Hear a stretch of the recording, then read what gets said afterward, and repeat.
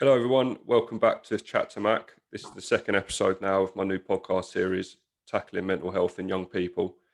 Before I start the episode off and introduce my guest for today, I just wanted to say a massive thank you to everyone for the love and support since I uploaded my first episode last week.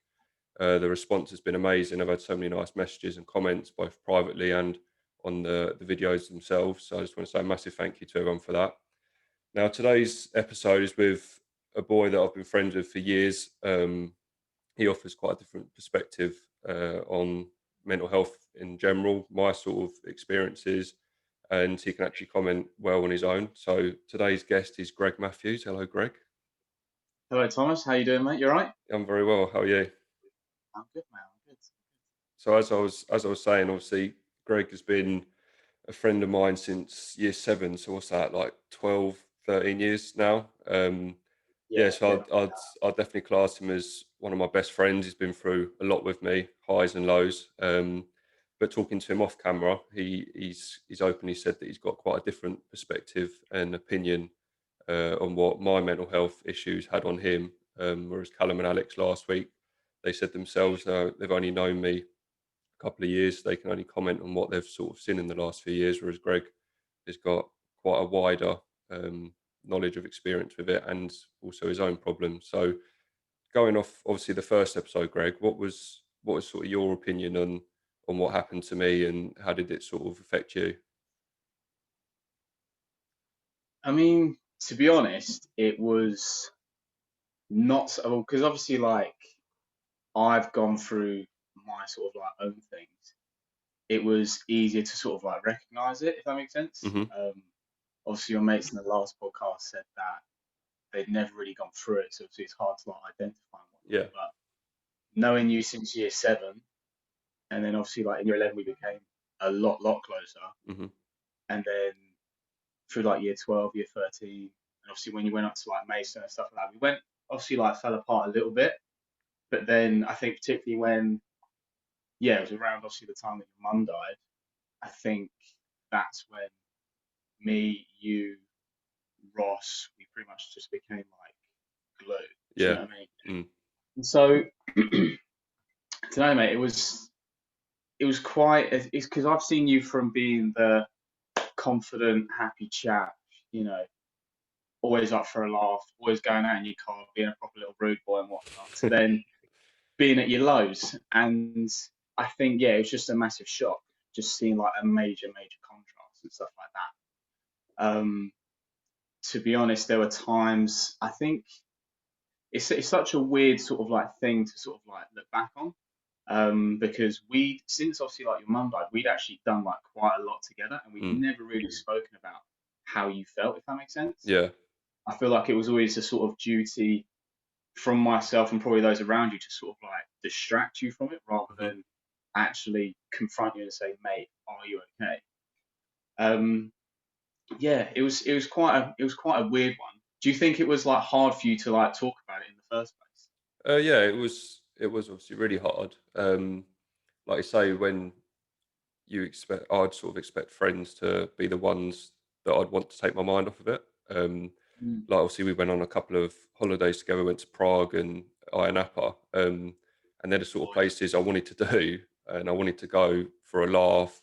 Yeah, Take my mind off everything. What I didn't want to do is then say, "Oh, whilst we're here, Greg and Ayia Napa having a great time, can we talk about this?" That wasn't yeah, the plan, and it got to the stage where I started doing that with family as well. I thought, well, I wanna have fun with my family. I want, especially when my mum was still alive, but slowly going. I wanted to enjoy them last moments. I didn't want to then say, "Oh, mum, I've got a problem. Like, I'm actually really suffering and I'm struggling to come to terms with you not being here anymore." Because she was the reason I was upset, so I didn't want to talk to her about it. So then, yeah, if you then put all that together and you think, okay, well, I don't want to tell my friends because I want to have a laugh with them. I don't want to tell my family because it might upset them. Then you're sort of left with no one because they're your supports, they're your friends, your family, they're the ones you talk to. So then I think that's probably why I chose not to speak to like the likes of you when we'd been on a holiday or any friends I might have had, because who yeah. wants to be the person to say, "Oh, we're having a great time, boys. Oh, can we talk about me not feeling too great, please?" Yeah, see, It's this is the maddest thing. So I remember, obviously, yeah, like when we was in like Napa, Prague, having it large, with the boys. I remember it was probably, yeah, 2019, when obviously like you started, taking things to a sort of like new level, if you will. And that's when I feel that I properly like spoke to you about mm, it, like a whole another year after, like you was going through it. So that was quite mad. I think, I don't know, it was like quite a strange thing. And I understand what you're saying, obviously, where you don't want to ruin a good time and whatnot. But now for me, looking back, a part of me feels like guilty for not just saying like, shit, mate, like, are you okay? mm, Like, I know we're out here having a good time, but you're clearly not in a good headspace.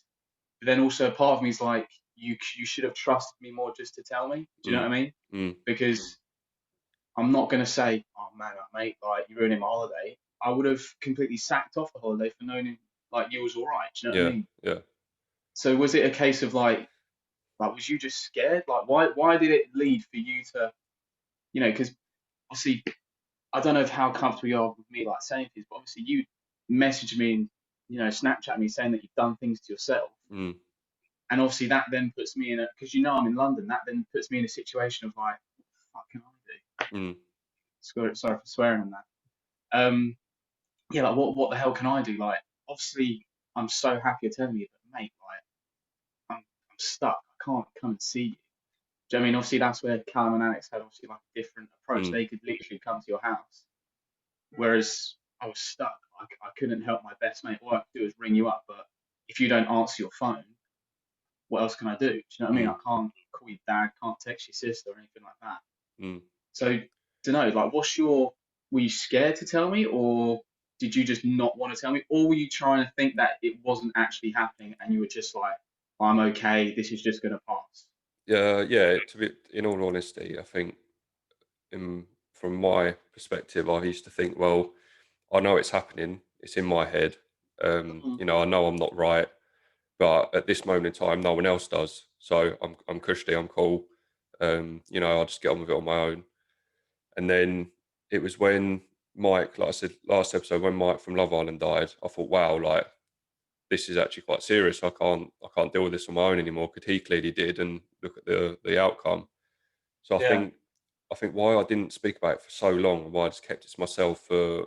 I mean, people think it was just after Mum died. This has been, it was going on for years. Like it was before my mum died because I knew it was coming, and I think the see, I reason didn't, I didn't know that. not Even like, do you know what I mean? It's yeah, that's the thing. Like it was there for a long time. It was just as time went on, I just buried it deeper and deeper and deeper. mm, And I think the reason I didn't say anything was because all the time it was just in my head. It wasn't real. right. And I think then eventually speaking to someone about it, like when I went to my doctor about it for the very first time, it just happened. The doctor was the lady that my mum would deal with through all of her treatment at the health centre. And for whatever reason, it just happened to be her that I saw on that day, which I think was a bit of a looking back. I think it was a bit of a sign that it had to be her. It couldn't have been anyone else. Yeah, And she looked at me and she went, "You're not all right, are you?" And it was like, it felt like being sick. It was like, there's my issue. And as she was speaking, it was coming up and up and up. And before I know it, I said no and I burst into tears. And I just started crying and crying and crying. And that was the first time I mentioned it. And it felt like a weight was off my shoulder. But at the same time, it was now out there. Like another human knew about it. And yeah, for a long time, it actually made me feel worse because it was now real. I had to start dealing with this now. And then I thought, well, if I can tell a doctor who I don't know on a personal level, I had a lot of respect for her for what she's done for my mum, but I didn't know her on a personal level. I thought, well, I can definitely tell the people closest to me. So then that's when I started to reach out to people again. But the more people knew, the more real it was becoming. And then the feelings I sort of had buried were now actually starting to come out. So the yeah, sadness, the anger, it wasn't even the want to hurt myself. I didn't want to hurt myself. It was just the only way I could release any anger. Um, yeah, so I think, yeah, a big part of it was I just didn't want to. I didn't want to make it real, and talking about it made it real. But if I hadn't spoken about it and I didn't, make it real when I did and left it, then I might not even be here to do this. So obviously it needed to happen.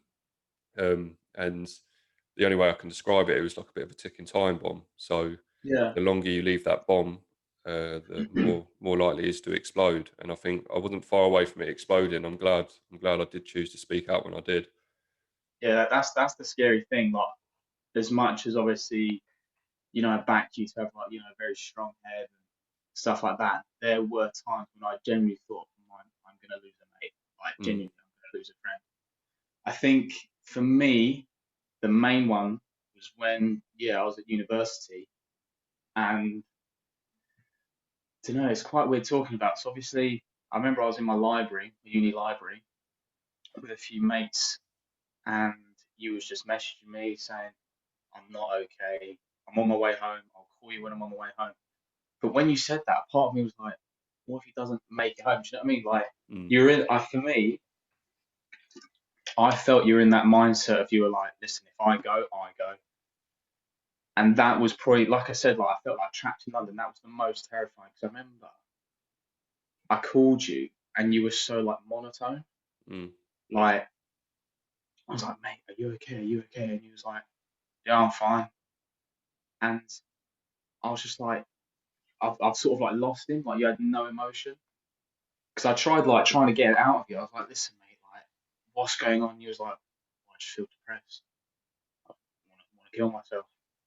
And I was just like, I can't do anything. Do you know what I mean? And looking back, and obviously, like, I'm so glad you told me. But at the same time, I was just like, just don't be selfish. Do you know what I mean? Like, this, mm, this from my point of view, I was just like, you doing that to yourself, you like, ending it all is the most selfish thing you could have done to everyone around you. Now, obviously, I know from experiences and obviously from what you told me, you don't think like that.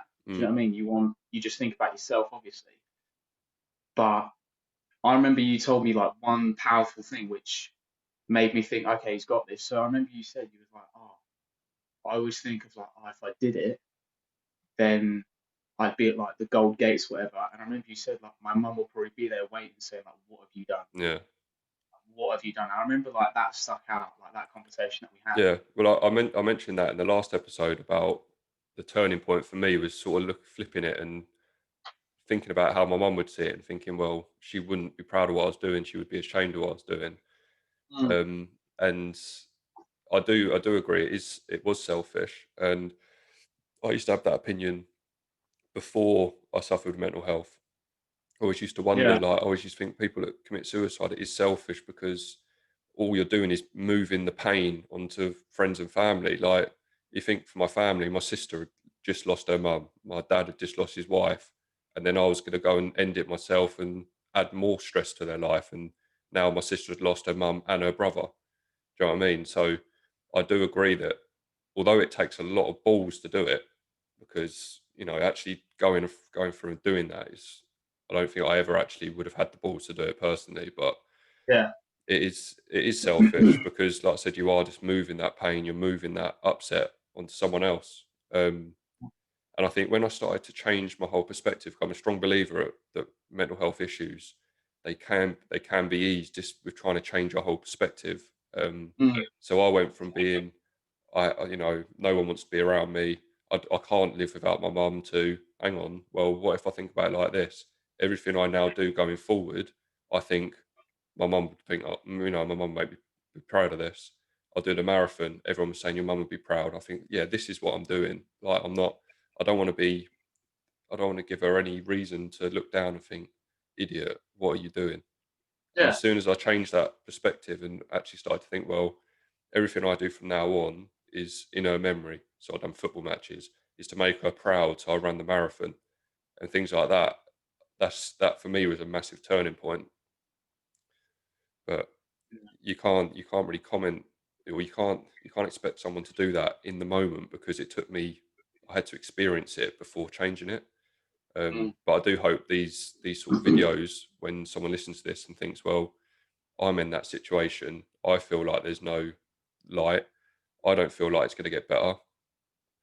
Me and you we've both suffered with mental health problems, and we're both here now talking about it, which has been a stigma that men can't talk about. We're both men, we're yeah, both talking about it.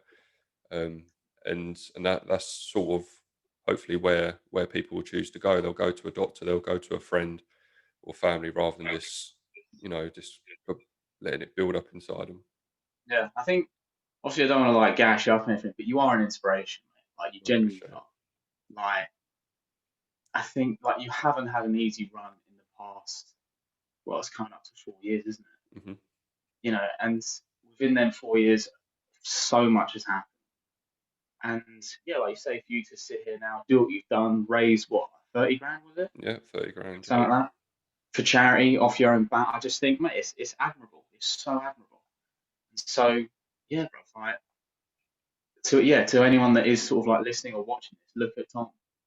Like he's done it, he's completed it. Do you know what I mean? No, it's true though, mate. Like genuinely, there's you're my best mate, and to know what you've gone through and to see obviously like you still here and also not being afraid to talk about it, challenging like channeling those energies into something, into helping people, it's mental.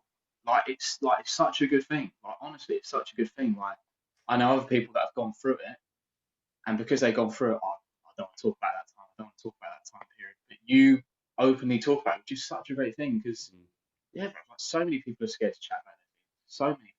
I think as well, just going off what, the feedback I've had from the first episode and things like that, I don't think people realize how many people actually suffer with some form of mental illness, whether it's depression, anxiety, stress. And I think everyone thinks that they've got to be at my end of the spectrum where I was thinking of committing suicide to talk about it when Yeah, even a small, you could just be stressed at work or at uni, at school, and you're just stressed. That feeling of stress that you hold inside you, that could be the start of a bigger issue later on if you don't talk about it now and get it off your chest now.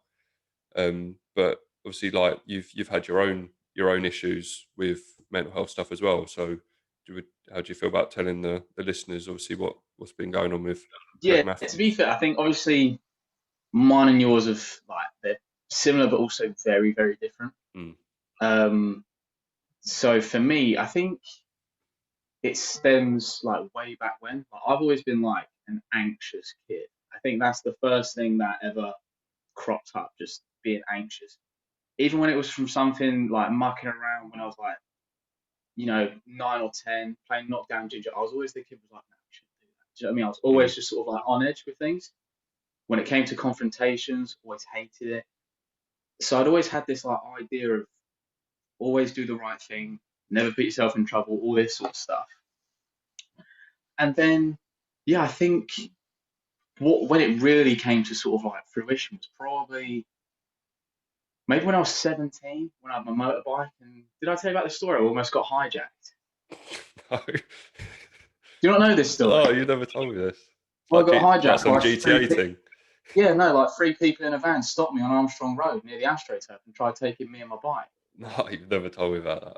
Oh, fair enough. So yeah, that I think that was yeah like a turning point for me. That's when I generally thought like die here sort of thing. I was 17 on my way into town, a few beers with the boys, and then yeah, bro, like literally three people came out of van saying we're going to take you and your bike, and I was just like, what is going on? Didn't even think it was real at the time. No. Then after that, I like lived my life like on edge, Mm. What, like out for real. of sort of fear that something like that was going to happen again? Yeah, it just made me feel so like naked. Do you know what I mean? Like anyone can get it, sort of thing. Mm. Like I thought I was safe just meeting my friends and whatnot, but then no, like I could have something bad really could have happened. And then I think when I went to university as well, that's probably when things mental health wise probably sort of like really sort of like developed because I moved to London when I was 18. I was on my own, didn't have to do anything. I didn't even have to look after myself. I didn't Mm. even have to cook or anything like that. So automatically I wasn't treating myself right. And then obviously I was just on my own, and then things sort of like build up and build up and build up. I could have lived on campus in my first year, but I decided to live away from everyone because I thought I didn't need, new friends because I had like Ross and Luke. And then when they sort of like left London, I was like, right, I'm on my own now. Mm. Do you know what I mean? And I think a massive thing as well was obviously like me and like my family experiences and stuff like that. Obviously, I won't go into it like too much, but yeah, like, like family members and whatnot, it's never really been like smooth sailing. Hmm. So I think that's always just sort of like made me like reaching out for like something more, always wanting something more. Exactly, if that makes sense. Yeah. So, and it's like the complete sort of like opposite for like you. Do you know what I mean? Like you want to see your mum again, whereas my situation sort of like a little bit different in that sort of sense. Do you know what I Mm. mean? And I think, yeah, I think that's what sort of like also where it stems from. I don't know, man. I think for me, the best thing that I ever did, yeah, was just speak to people. Like, speak to anyone and everyone. Like, I remember when I used to do counselling, I used to have to like tell 4 different counsellors so many different things because I'd get like a new counsellor every like few months or whatever. Mm. But the best therapy I ever did was, yeah, talk to people and just talk to my friends. Like, I've got no shame in telling people how I feel. Got no shame in, you know, not like exposing myself, but just saying like, mate, I'm not okay. Do you know what I mean? Did you ever feel like you were like that, or were you just bottling it up and you didn't think talking about it was the right thing to do? At the time, I think when, Were you too proud? sorry, Were you too proud of yourself? Because let's yeah, be honest, like you know who you are. You're a confident lad. Were you like, I don't want people to see me vulnerable? yeah. To be honest, like when I was at school, like I'd say I was quite a relatively popular person. When I There left he is. school, went into football and stuff again. Like I was the captain of Maystone's academy. I'd had a really good sort of background with football at professional clubs and stuff. So I was a confident person, and I did sort of feel like I'd gained quite a popular um, sort of viewing on myself from peers and friends and everyone in around my sort of community and stuff. So I think when I thought to myself, "Do you know what, I'm not all right. I need to talk about it." I suddenly then thought, well, everyone thinks I'm this really strong person. Everyone thinks I'm this really confident person, funny person. And obviously, all this was after I'd done all my fundraising. So I'd won 2 awards in fundraising. The amount of people that would message me saying, "Oh, I couldn't do what you've done. You're so brave. You're this, you're that." I then suddenly thought, well, how can I now come out and say I'm not actually that brave? I'm not actually all right, because everyone thinks I am. I can't let people down. I can't let people think I'm not this person. They've put me on this real pedestal. I can't allow people to think I'm not that person. So to then actually come out and talk about it, although I find it quite easy to do now, at first it was so scary because I was petrified at what people would think about me, and people's opinion would change of me. Um, Friends wouldn't want to be friends with me. My family would reject me. Which, looking back now, it sounds so stupid, but at the time, like that's generally how I felt. Um, so yeah, I think that's why I struggled to mention it for a long time. Um, Mm, and like I said before, when Mike died, obviously he committed suicide. He was what I thought I was, popular, maybe not wealthy, but he obviously had good money, fame, things like that. And I thought, well, if he obviously sort of fell into the same bracket, he didn't want that image to be ruined. He didn't talk about it, and he bottled it yeah, up. And yeah, the reasons he was feeling that were very different to mine, but the outcome could have been very similar. So I think that was a real wake up call. And when that happened, I was like, yeah, it's time to talk. And I think the next day, I booked an appointment at the doctor's. yeah, yeah. See, that's the thing, man. I feel like I can relate to that as well because may not be as popular in school, but certainly it's funny.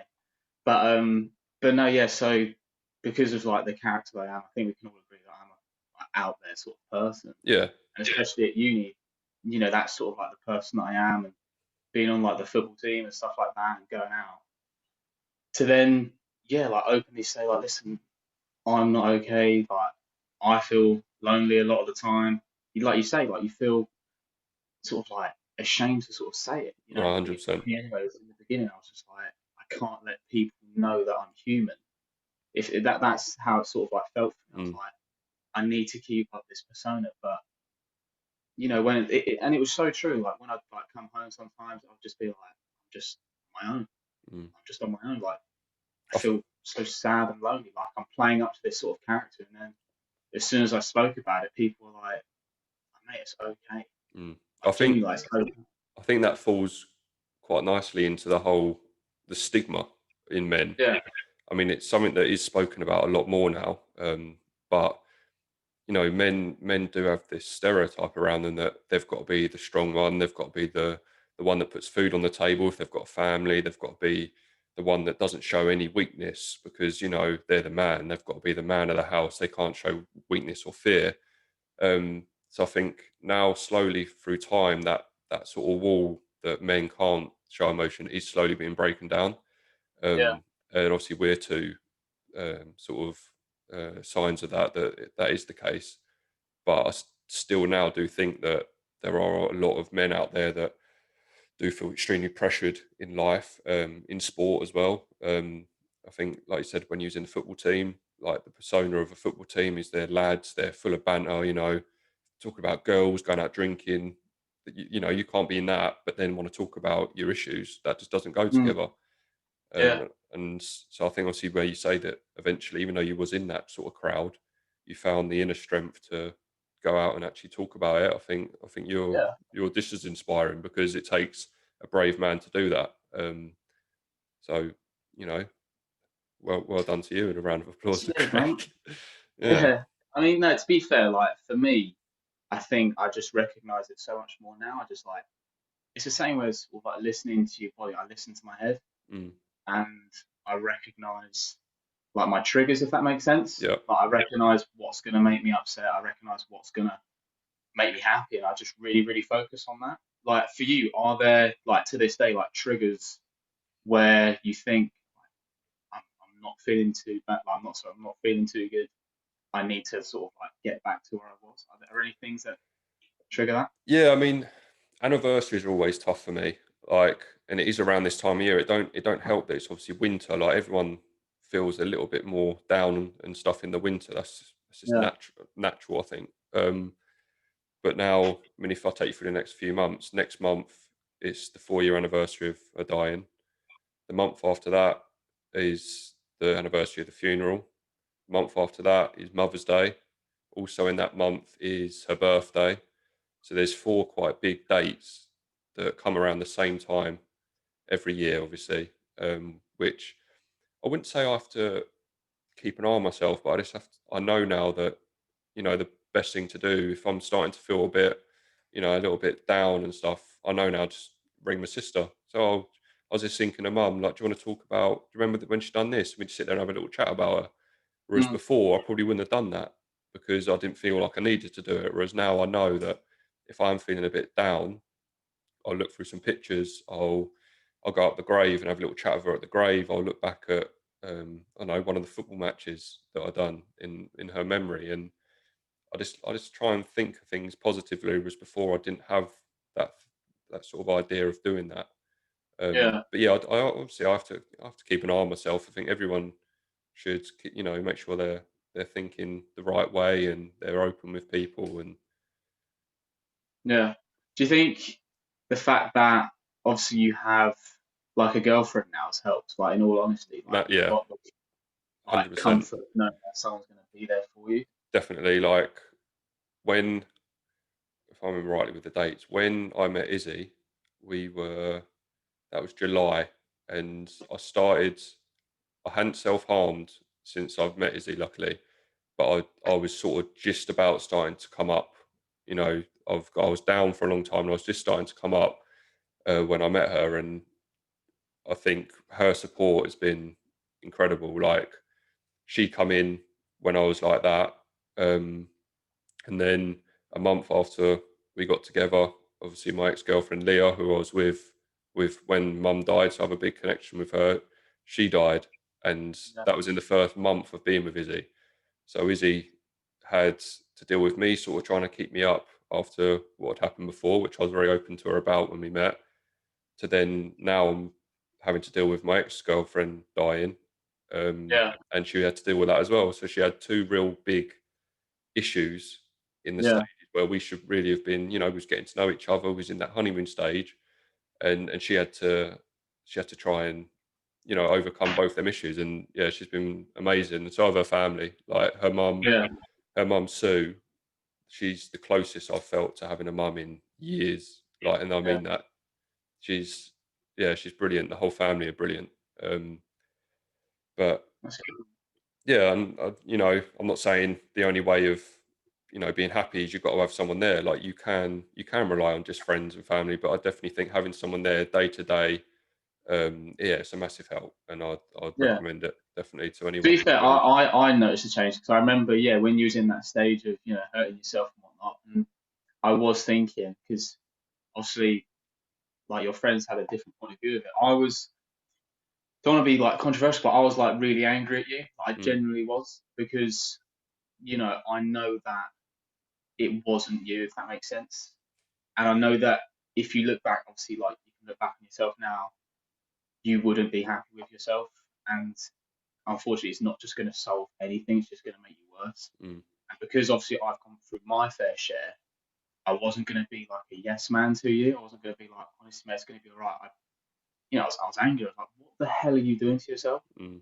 Do you know what I mean? And It's almost like when good cop, bad cop, wasn't it? Like, I had people it's there that sort of, was yeah, sort of wiping my ass for me and saying, "No, it'll be all right. Come on, you'll get through this." Then I also needed that other person that's saying, like, "Mate, if you don't sort yourself out, like, we could have a chat about this outside, and I'm gonna have to knock some sense into you or something." yeah, Because, yeah. and you But was you was definitely that person, but I needed it.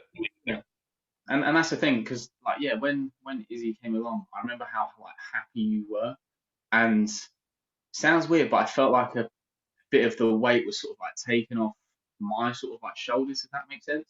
Mm, Because there were definitely times like when I was, at university that I'd go to bed thinking, like after we've had a chat, thinking he might not make it.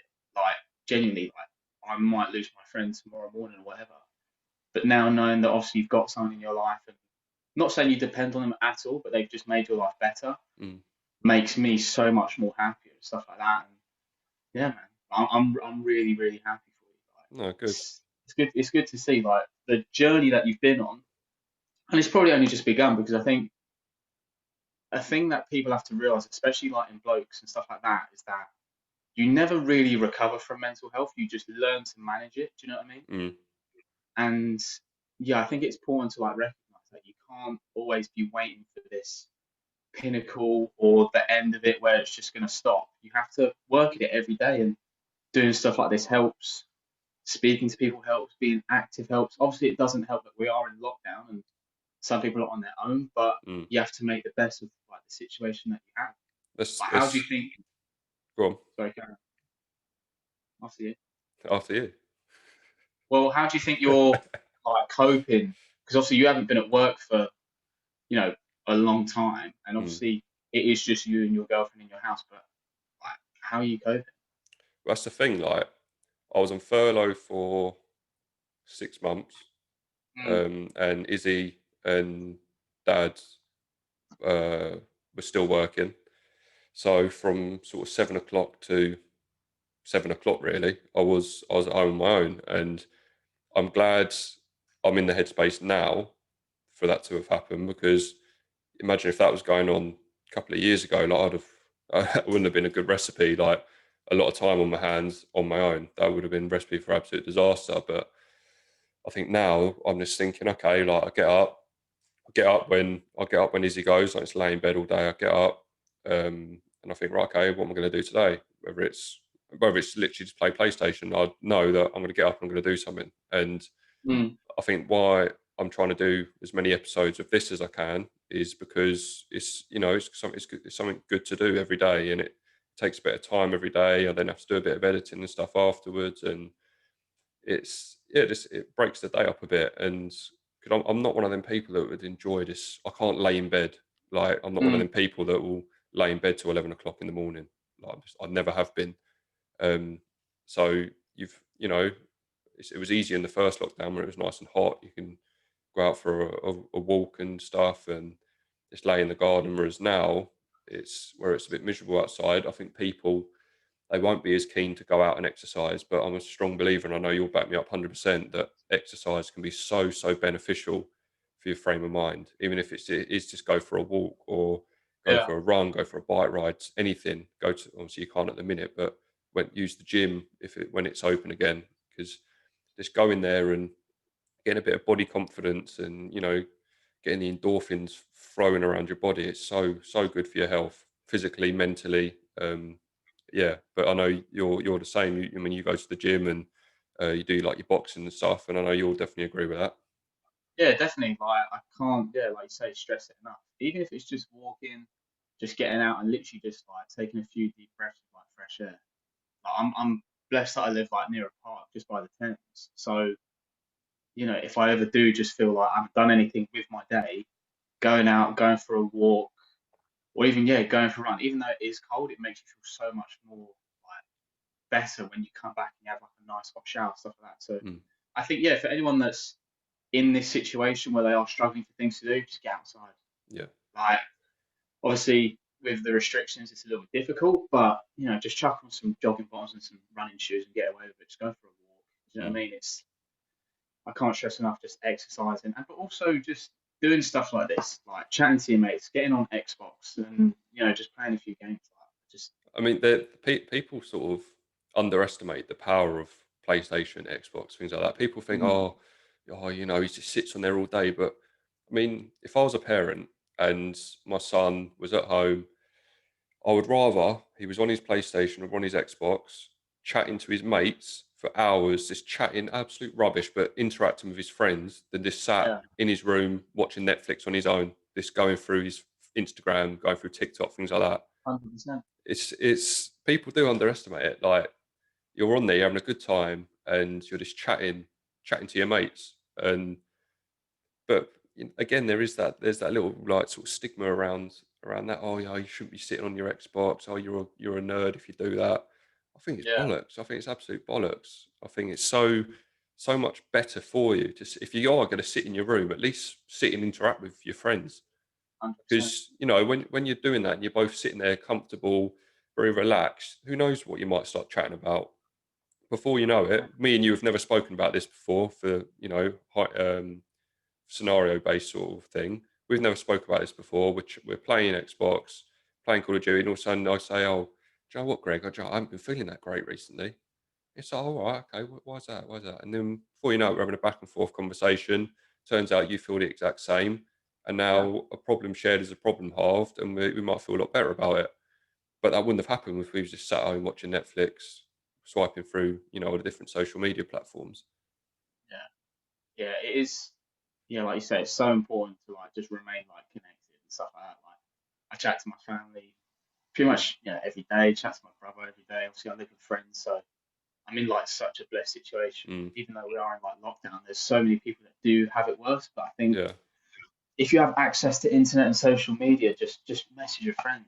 Mm. Like even if you don't have like an Xbox and stuff like that, just I mean, that's just even definitely just even with my granddad. Like, I don't I don't speak to him because I feel like I need to check up on him. But yeah, he's now at home on his own, and so I now make sure that every day, if not every other day, I'll message him or video call him, not to check up on him, but just something for him to talk to.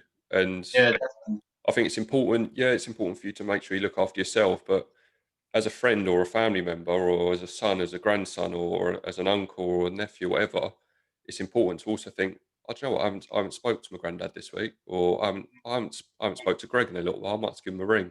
You never know how beneficial or influential that one act of kindness and that one phone call can have on that person. Yeah, Like, you never know, and you never will know, but you just got to try and almost train your mind to almost think positively and think, "Do you know yeah, what? I'm going to see if he's all right." And then he might repay the favor, he might not. But then all of a sudden, if you've got a group of friends that are all doing the same thing, you're all checking up on each other, you're making sure everyone's all right. Before yeah, you know it, it'll just come natural. You then don't feel like you need to. Oh, I need to check Greg's mental health quickly. I haven't done it today. You'll just ring yeah, him up. All right, Greg, how you doing? Blah blah blah blah. And it's just natural. And I think so many mm, more people need to be a bit more like that. And just talking about issues. I just wish you could completely get rid of that label of that being a big, like a big no. And I don't want to keep talking about the stigma of it, but that stigma around not being able to talk about it, just fuck it off, Yeah, and bring your mate and have a chat. Especially now, even more so now, because you don't know. A lot of people are furloughed. You don't know what their living arrangements are like at home. You don't know how they're feeling at home. So if you are, to the listeners, if you've got a pal out there or a relative, and you do worry about them, just give them a ring. You don't have to yeah, be, definitely. you don't have to talk to them for a couple of hours. Just 10-minute conversation. You don't know how beneficial that will be. And there's no shame in it at all. No, Like, but there's no shame in reaching out. Like, I know a lot of people, because for me, when it first happened, I was like, I feel so vulnerable. Do you know what I mean? I've just told everyone everything, and now I feel like they're just going to use it against you, blah blah blah. But the fact of the matter is, like, people's natural instinct is to just care for one another. Do you know what I mm, mean? So don't ever feel like ashamed of just like reaching out and saying like, mate, I'm not okay, because like you say, 9 times out of 10, someone might be like, do you know what, mate? I feel the same. I don't feel mm. too good either. Like, The thing is as especially, well, I think the way we're wired and the way we're programmed, like it's not a natural thing to pick up a phone and ring someone and say, "Hi, mate, I'm not all right." yeah, I do think a lot of people, they need a little nudge, and if that is yeah, someone just saying, "You're all right," and you say, "Yeah, yeah, no, no, you sure you're all right? You can talk to me." That little yeah, nudge might be all they need. I mean, there might be some people that don't need a nudge. They're just, "No, I'm not all right," and chat. Other people, you might have to dig a little bit deeper. So definitely a message to the people listening is, don't get put off just by someone saying, "I'm okay, I'm fine." yeah, Sometimes you do need to dig a little bit deeper and just build a little bit of trust with someone before they trust you enough to talk about it, because you think the issues they might have, if they don't want to talk about it, there's probably a reason, and they might have to really really trust you in order mm, to let that guard down and talk about whatever the problem is. yeah. Because I mean, I think that's how it is between like me and you know. Because when particularly you was going through it, like I think the heaviest was obviously yeah, like last year. Yeah, I was just like, let me just check on Tom. Let's just check on Tom. And it became sort of like so natural, and then I know 100% you repaid the favor to me. Mm, You know, it'd literally be out of nowhere. I'd get a message and you'd just be like, right, mate. I'd be like, I'm not actually. yeah, And then we just have like a good, half an hour conversation. And then, from the start of the conversation to the end of the conversation, you realise, oh, maybe there was like nothing to worry about, or I can rely on him. Like he's such a good mate and stuff like that. And I think it's yeah, just make it like a habit between like friends and stuff like that. Just checking up on one another. Like you say, like asking the question twice of, are you alright? Because 9 times out of 10, I was going to be like, yeah, I'm alright. But just say again, like, no, mate, are you okay? Because then that's when people are like, ah, and that's so important. And I think as time goes on, I generally think that it will like normalize.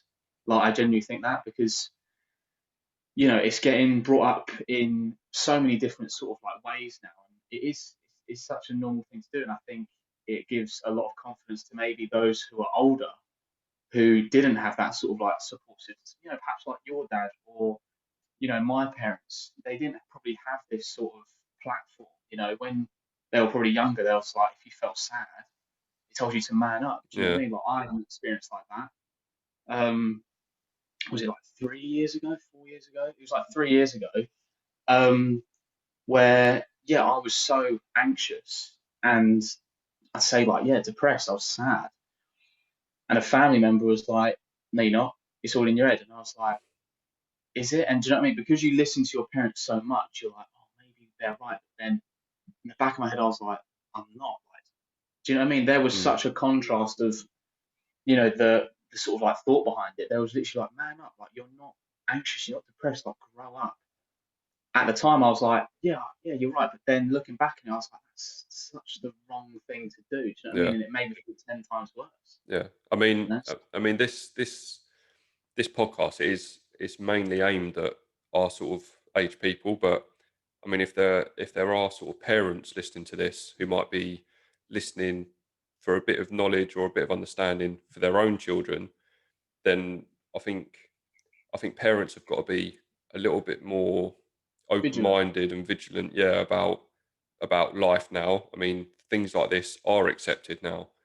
Whereas, like you say, back in the day, you was told to man up. And again, my granddad is a prime example of that. He's he's 80 now, and he's in that generation where you know when he was 18, he was going to war. Well, no, maybe not that old, but yeah, I was gonna say, I've done him here as well. How old he is, but he, but that sort of generation, he was Yeah. these sort of issues. They were there. I'm a strong believer that depression thing has been around for years. It's just not been recognised. So then, when I was suffering, um, he obviously knew me as I was a bit like his pride and joy. Really, I was the football boy. I was going places in football. He was always proud of Yeah. my football. So then I've never actually asked him personally, but I dread to think how seeing me doing what I was doing, how much that probably affected him. But then he didn't give me the cold shoulder over it. He didn't say man up. He went online. He openly admitted, he said, I've got no understanding of what you're doing. I don't understand it. But he then didn't push me away for doing it. He then went online, went on Google and printed out pages and pages of information so he could at least try and understand it. And I think so many more people, adults, could benefit from doing that. Not necessarily printing out bits of paper, but just being a little Yeah. bit more open-minded to it and thinking, okay, like this is a problem now in today's world. I don't understand it personally, but I'm at least going to try. And to anyone listening now that you think that could be you, like just have a little look on the internet. There's a lot of information out there as to how to help someone that might be suffering mentally, signs to look for, triggers, like Greg said earlier, and where to go if you do need a bit of help, because Yeah. there's a lot of stresses in young people now. People think that young kids live stress free. They don't. That bullying is a massive stress someone could be suffering from. Work, having no money, um, exams, school in general, girls, boys. There's so many stresses that I think are underestimated and could be, you might think, or I might think, compared to what I went through, Greg, trying to get your bike nicked, that's nothing. But in your life, Mm. that was bad. Like you hadn't got anything else to compare it to. And I think so many people, they think, oh, I won't talk about it because there's probably other people going through worse things. Yeah, there probably are, but that don't mean that your issue isn't an issue. Yeah. And I think If you could, if you could give yourself one bit of advice to yourself, um, how far should we go back? Maybe like 3 years ago. What so we what would have what been advice what, would you like give yourself? 18? Is that right? No, how old would we have Well, been? it would have been 2017, so it would have been a few months after, So 19. um, Yeah, 19. few months after your mum died. What sort of advice would you give yourself? I think what I did at the time is I completely didn't accept what had happened. Um, I chucked myself into fundraising, which was good. I'm not going to say that that wasn't good. It was good, but in doing that, I didn't then accept what had happened, and I think that's why my real mental health problems were delayed. When I went to the doctors, they said that I was suffering with delayed grieving because I didn't allow myself to accept what had happened. Um, so I think my advice going back was, if you do have something that happens to you, whether it's catastrophically bad, like a really close person dying, or your girlfriend splitting up with you, whatever the issue is, accepting it as early as you possibly can, and then just trying to deal with it in the best way possible is the best thing you can do. Delaying it and sinking it and burying it deeper and deeper into your body, it's not going to help anyone. And I wish I hadn't put all of my issues and just buried them. And I wish I'd spoke to someone earlier. Like I was offered counselling when my mum had died. Someone said, "Oh, you should probably speak to someone. Like, obviously, this is a big loss to you." And I said, "No, no, no, I'll be all right. I'll be all right. I've got a football match next week. I'll be fine." And at the time, Yeah, I generally felt like that was the right thing to do. But I think yeah, looking back now, definitely I'd suggest to myself, if I could, you know, put the clocks back, just accept what had happened and accept it, learn to deal with it, um, and just get the help you need earlier and sooner rather than later. yeah. Fair enough, man. Fair enough. What about I you? think, um, well, for me, I think all in all, I'd probably just stay off substances, um, in that sort of like loosest of terms. Like, Mm. don't go to drinking lows, don't go to smoking lows, don't go to doing drugs and stuff like that, because it genuinely will do nothing for you. Like, before, for me, it got like the worst. That's what I was like doing because it was fun and I enjoyed it. But looking back, it's now given me absolutely nothing. It's just given me, well, yeah, like I say, just like more sort of like, not problems, but do you know what I mean? It's just affected me in such like a long term way, like on my mental health, which I'm okay now, but I know that if I stopped it, I wouldn't be as, do you know what I mean? If that makes sense, I Mm. wouldn't have to look out for myself as much. So for anyone that's going through anything, yeah, just don't turn to substances, whether even it is just like smoking a joint with your mates just to calm down, stuff like that. It doesn't work. I think the best thing to do is eat well, sleep well, obviously like go and enjoy yourself and stuff like that. But yeah, eat well, sleep well, exercise, and just talk to people and try and just remain as present as possible. Do you know what I mean? Like, I think what's so important to understand, and I know probably people like wouldn't agree with it, but what's happened in the past has happened. You can't change that. Mm. Do you know what I mean? And I Yeah. think it's like you say, like you have to accept it early. You can't change what's happened, but you can definitely change what's going to happen in the future. Do you know what I mean? You can Mm-hmm. sort of like align it into that sort of like direction. So yeah, man, just look after yourself. And as much as you think like now this is like the worst it is, blah blah blah, the world's going to end, it will get better. Things Mm. just do get better with time, and I think you're an advocate for that. Where you've come, me myself as well, and I think so many people like just looking after yourself day by day, doing the same sort of like routine. As much as you think it's boring, it's going to help you 6 to 12 months down the line without you even knowing. Yeah. And then you get to that point where you're like, oh shit, like I'm a legend. Do you know what I mean? Like I'm in such a better place just from doing them small little daily routines, just from checking up on people. You have this, like you say, perspective, a whole new perspective Mm. on life. And yeah, like, for me, I haven't done drugs in, it was 4 years, 4 years, 3 days ago. Do you know what I mean? And I've never like felt better. Do you know what I mean? Like, obviously like things have been offered to me and stuff like that, and there's been situations, but I think, and even though I'm in a good place now, I just think, no, don't need it, because it just does nothing for me. And for anyone that's in those sort of circles, obviously like I'm not your dad, but just think twice, like genuinely think twice. And I think for anyone that's been in the same situation as me would like fully agree on that as well. Mm. Well, I think we'll leave it there now, Greg.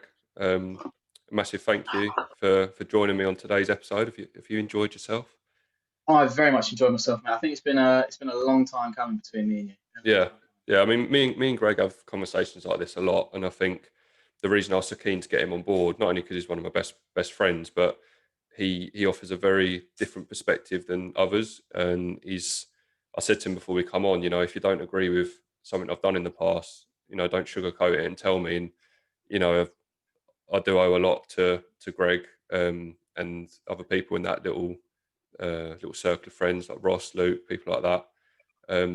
But yeah, thank you very much for coming on today. ago. Right, mate, it's been a Um, pleasure. Thank you Absolute very pleasure. much. To everyone else, that is the end of today's episode. A big thank you, like I said at the start, to everyone that's been supporting what I've been doing. If you want to check out the video, it'll be on YouTube. Chat to Mac. It's now also on Skype, not Skype, Spotify. Again, Chat to Mac, and keep tuned in for the future episodes. But for now, it's a farewell from myself and Greg. Greg, thank you very much. So that boy, in a See you bit. soon. See you soon.